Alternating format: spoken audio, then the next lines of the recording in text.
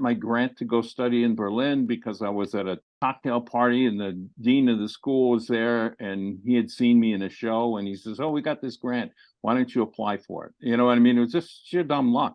How And was it living in Berlin? well, back in the day, back in the 70s, it was still part of, it was still East the West. wall.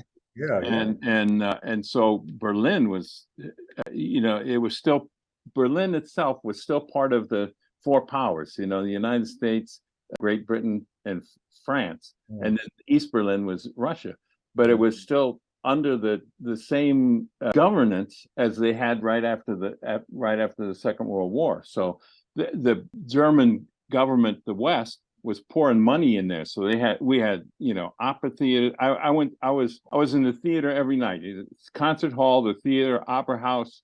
Every night, and they still do. I think it's like I could go for almost next to nothing. As a student, I didn't have much money, but they had such great systems for the students. I could go for less than $1 to the theater. So it was an amazing time. And I was kind of a gopher for the American artist Ed Kienholz. I don't know if you know him.